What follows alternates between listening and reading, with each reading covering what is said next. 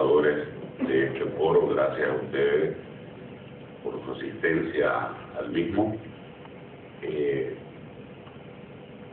Como la temática del foro es la relación entre democracia y desarrollo en el marco de los populismos latinoamericanos, o ahora conocidos como neopopulismo o populismo autoritario, yo quisiera ocupar unos minutos para recapitular algunos antecedentes. América Latina salió de la Segunda Guerra Mundial marcada en tres grandes macrotendencias que de alguna manera determinaron el proceso político y económico de las siguientes 3 décadas. La primera gran macrotendencia era una profunda desconfianza en el mercado, alimentada fundamentalmente en la crisis del capitalismo de los años 30. La segunda gran macrotendencia era la fuerte influencia del pensamiento socialista marxista. Y la tercera gran macrotendencia es el conjunto de factores asociados a la Guerra Fría, a la presencia expansiva de los países comunistas en varias partes del mundo y la reacción latinoamericana o americana hemisférica enmarcada en la doctrina de la seguridad nacional. Como consecuencia de esas tres macrotendencias hubo grandes consecuencias en las décadas posteriores a la Guerra Mundial. La primera macrotendencia fue que nunca se logró construir una relación eficiente entre Estado y mercado a lo largo de ese periodo. Y la segunda gran consecuencia es que tampoco se logró asentar, salvo excepciones, de una manera sólida la democracia liberal, que estaba cuestionada desde la izquierda y sacrificada desde la derecha por la seguridad anticomunista. En el marco del pensamiento uno puede descubrir los insumos pues, de esa realidad de incapacidad de consolidar una relación eficiente entre Estado y mercado y de consolidar la democracia liberal. El pensamiento desarrollista, estructuralista de la CEPAL era alimentado en esa desconfianza del mercado, en un gran voluntarismo estatal y a su vez en una gran desconfianza en las relaciones económicas internacionales. La teoría de la dependencia de fuerte cuño latinoamericano, con mayor influencia marxista que del pensamiento marxista que la CEPAL, vino a acentuar todas esas tendencias del pensamiento asociadas al pensamiento cepalino, y autores contemporáneos precisamente ubican ahí en esa desconfianza del mercado y en las relaciones económicas internacionales y el gran exceso de voluntarismo internacional el rezago de América Latina en relación, por ejemplo, a los países del este asiático que hacían justo todo lo contrario, excepto en materia del Estado, pero se estaban abriendo a la inversión extranjera y a las regulaciones económicas internacionales. Este contexto de pensamiento y de realidad duró aproximadamente 3 décadas. En el tránsito de fin de los años 70 a fin de los años 80, nos trasladamos a un nuevo paradigma por el agotamiento de ese modelo de desarrollo, por el amplio proceso de democratización, que los estudiosos lo sitúan en 1978, su inicio en el Ecuador, y por el fin de la Guerra Fría, y al fin América Latina pareció a principios de los 90, finales de los 80, que alcanzaba un consenso societal básico en torno a la democracia liberal, la economía de mercado y la apertura externa. Fueron los años de gran optimismo a nivel regional, los años 90, se creía de que al fin teníamos una casa común, ideológica, política, la variedad de fuerzas políticas que competían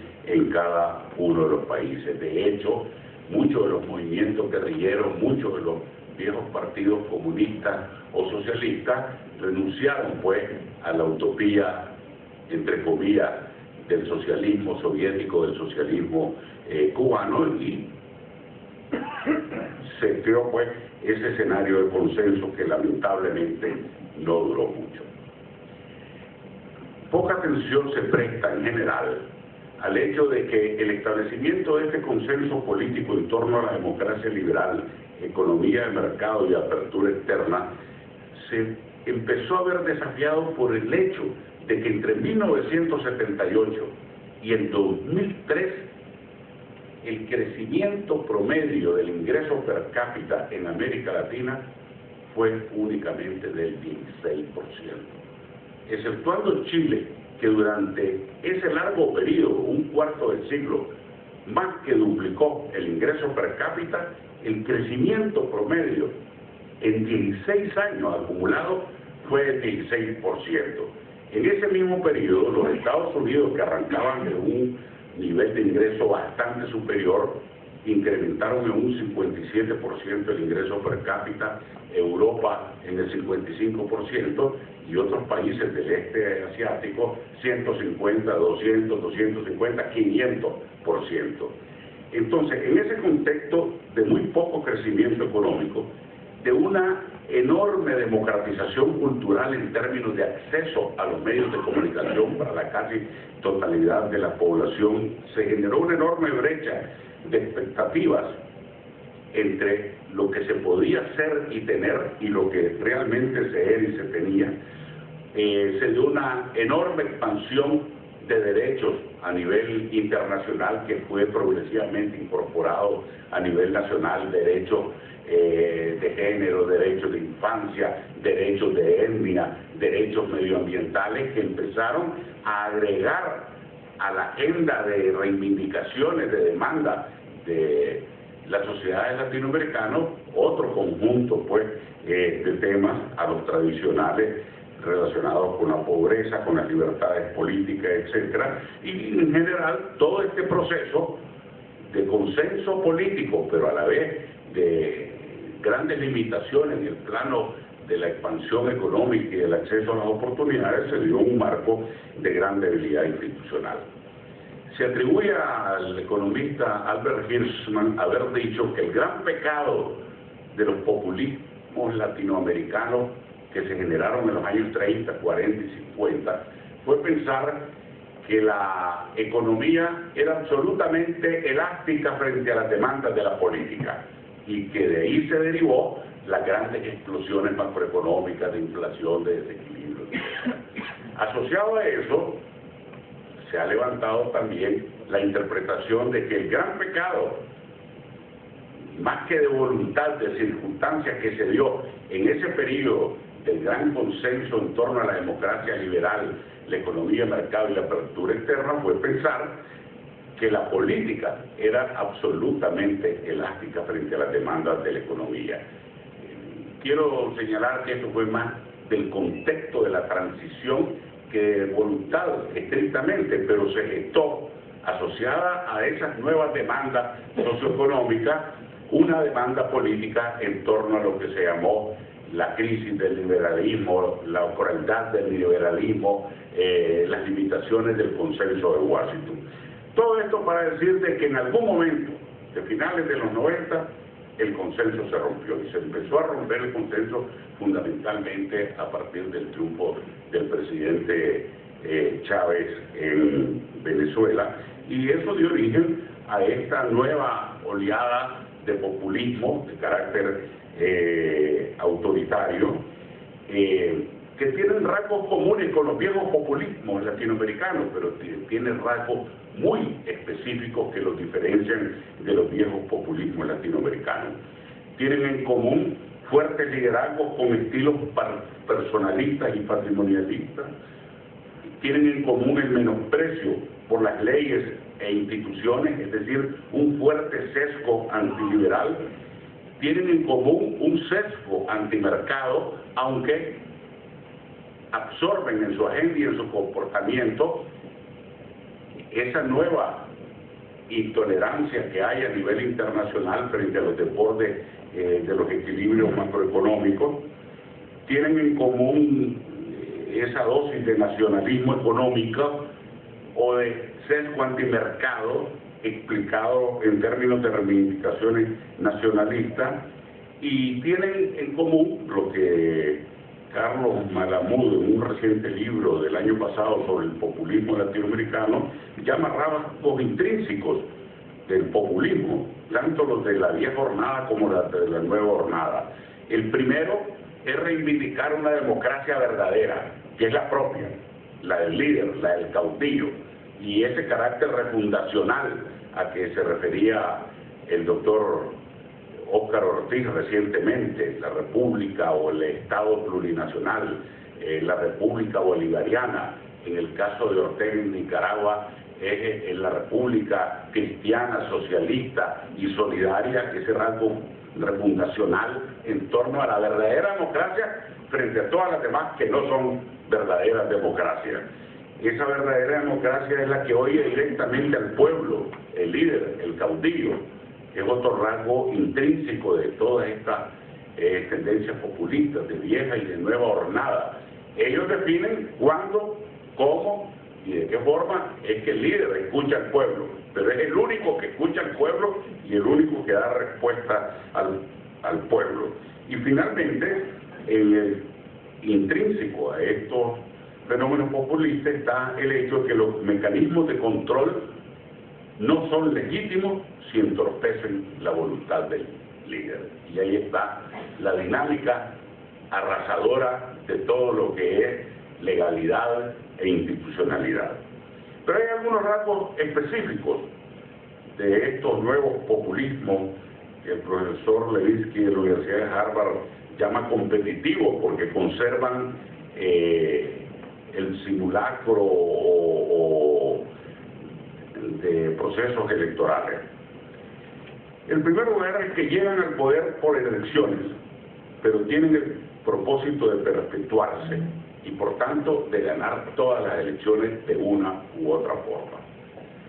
En la vieja confrontación de autoritarismos militares y democracias de los años 20, 30, 40, 50, 60, cuando se pensaba en fraude electoral, se pensaba en lo que ocurría en el día de la votación y cómo se contaban los votos. En general, en todos estos nuevos fenómenos se da lo que señalaba el doctor Ortiz.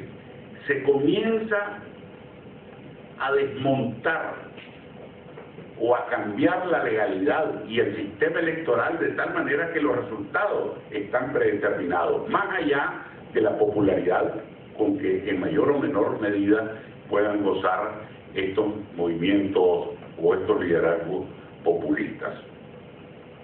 Segundo rasgo específico es que inmediatamente que se asciende al poder se impulsan cambios constitucionales e institucionales que aseguren ese afán de perpetuación en el poder.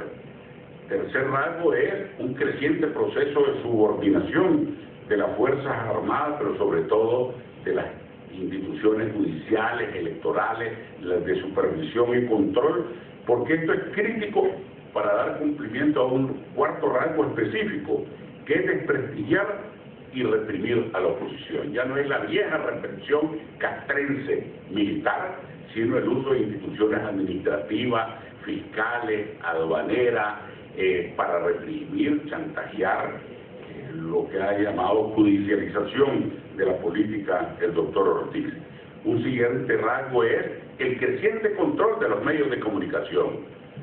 Ya no hay tolerancia para la nacionalización de los medios de comunicación, aunque en algunos casos se da, y ya no hay tolerancia para las viejas censuras militares de las dictaduras de viejo puño. Ahora es la compra, la cooptación de los medios de comunicación hasta llegar prácticamente a un copamiento total de los medios de comunicación. Otro rasgo es establecer el monopolio de la calle. Ya no a través de las Fuerzas Armadas directamente, sino a través de organizar suertes de milicias populares, en Nicaragua llamadas turbas, fuerzas de choque, que garanticen el monopolio de la calle y con esto profundizar la sensación de inevitabilidad del caudillo. Si los votos no cuentan y la calle no puede ser utilizada, pues se van estrechando los márgenes de reacción de quienes se le opongan. Y otro rasgo, se podrían enumerar mucho, es mantener constantemente una teoría de la conspiración. El enemigo externo, o el enemigo racial, o el enemigo cultural, o el enemigo oligárquico, pero constantemente el discurso está anclado en una teoría de la conspiración contra el líder refundacional o contra el proceso refundacional. En este contexto quiero dedicar unos minutos finales para hablar del caso de Nicaragua, que en general tengo la impresión no se conoce lo suficientemente y que ejemplifica mucho de lo que he señalado. En primer lugar, quisiera indicar que Daniel Ortega volvió al poder en el 2006 a través de elecciones con menos votos con los cuales había perdido las elecciones del 2001, las de 1996 y las de 1990. Es decir, a diferencia de los otros casos que se asimilan o que se emparentan, Daniel Ortega no llegó al poder siendo mayoría y mucho menos siendo una mayoría aplastante. Llegó con el 38% de los votos dudosos. Históricamente había sacado 40, 41, 42%. Pero llegó por un doble accidente, un accidente institucional y un accidente político. El institucional fue de que pocos años antes había llegado a un entendimiento con el anterior presidente Arnoldo Alemán, que ambos pertenecen al mismo espacio cultural.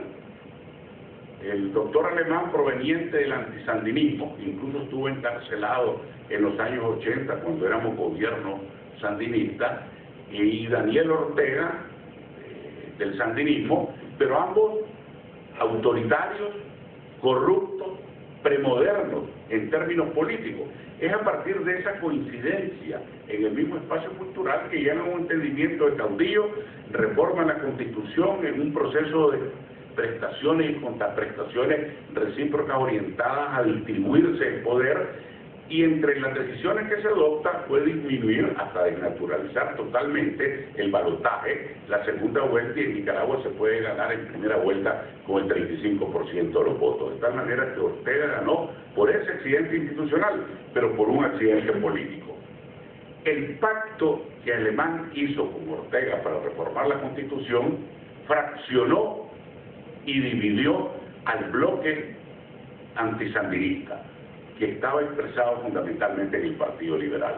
Y hubo dos candidaturas liberales. El presidente Solé estuvo angustiado poco antes de las elecciones del 2006 tratando de impedir que hubiese dos candidaturas liberales. Total, entre las dos candidaturas liberales y la candidatura mía por el Movimiento Renovador Sandinista, sacamos el 62% de los votos, pero Ortega llegó a la presidencia. Y apenas llegó a la presidencia, empezó con las variantes nicaragüenses a aplicar toda esta receta que, como la ha llamado Moisés Naín, de copamiento de las instituciones judiciales, electorales, las de supervisión, control, la administración. Pero, en primer lugar, tomar en cuenta de que Ortega era minoría. El segundo factor que explica, porque hay dos Ortegas, Ortega con Chávez o Ortega sin Chávez. La cooperación de Chávez, y esto ayuda a entender también otros casos, le ha generado a Nicaragua una renta externa fabulosa, una renta externa que no tiene en sus recursos minerales, pero que es una verdadera renta externa. Chávez le traslada a Ortega para uso discrecional entre 500 y 600 millones de dólares por año. Esto es el 8% del Producto Interno Bruto de Nicaragua. Si la cifra que me han dado del Producto Interno Bruto de Bolivia es la correcta, esto equivaldría a que a Bolivia cada año alguien le regale 2.500 millones de dólares. Entonces, las consecuencias de la cooperación de Chávez, que ha pasado el factor externo más importante o de mayor penetración de la historia de América Latina, y eso que hemos sido intervenidos militarmente por los norteamericanos es enorme. En primer lugar, le ha dado a Ortega una enorme autonomía en relación a la condicionalidad democrática de las fuentes bilaterales. Se quieren ir los alemanes, que se vayan, con 38 millones se fueron. Se quieren ir los suecos, con sus 18 millones, que se vayan. Los finlandeses, se fue toda la cooperación europea. Se quieren ir los norteamericanos con la cuenta renta del milenio, que se vayan, porque tiene el 8% del producto. Pero a la vez le ha dado, porque esto es relevante comparativamente, no solo para entender el caso de Nicaragua, sino por la importancia de rentas externas en la consolidación de estos procesos de autoritarismo o populismo autoritario. Le ha dado a Ortega la capacidad de conciliar una política expansiva del gasto con el mantenimiento de los equilibrios macroeconómicos. Hay una serie de bonos en Nicaragua extrapresupuestarios que serían imposibles de absorber fiscalmente de no ser por la cooperación de Chávez.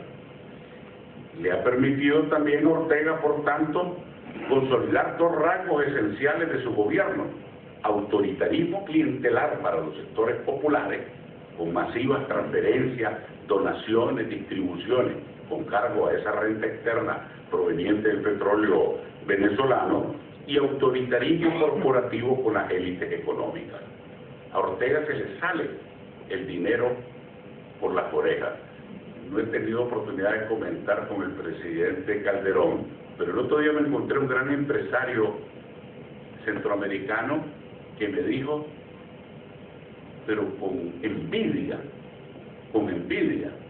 lo maravilloso de los entendimientos que la élite económica alcanzaba con Ortega sin necesidad de tener que pasar por el Parlamento. En cambio nosotros, dicen, tenemos que estar pendientes de los políticos en el Parlamento. Es decir, Ortega maneja un esquema corporativo de una enorme eficiencia. Bajo la lógica de todo esto, ustedes dedíquense a los negocios mientras no se metan en la política. Ganen dinero si no se meten en la política. Entonces le ha permitido construir esta red de intereses bajo esta doble modalidad de autoritarismo clientelar y autoritarismo corporativo. Anoche nos preguntábamos, alrededor pues de la cena, si acaso son sostenibles o no son sostenibles, que cuál es el horizonte de estos regímenes. La sostenibilidad de estos autoritarismos depende de la capacidad de distribuir y de la capacidad de reprimir. No me imagino a ninguno de estos gobiernos sostenidos indefinidamente si no es con cargo a bonanzas extraordinarias que se convierten en una renta externa, ya sea por los precios de los minerales o por los precios de los commodities de origen agropecuario. Entonces, su sostenibilidad depende de la capacidad de distribuir, que está estrictamente vinculada a la existencia de esa renta externa, y su capacidad de reprimir. Pero ambos inventarios son finitos, porque no hay sostenibilidad económica de largo plazo que no dependa de la creación de condiciones de confianza política, de seguridad jurídica, que alienten un proceso sostenido de inversión y de generación de empleo y empleos de creciente productividad, y porque las ansias de libertad innatas del ser humano pueden ser postergadas, pero nunca suprimidas definitivamente. Muchas gracias.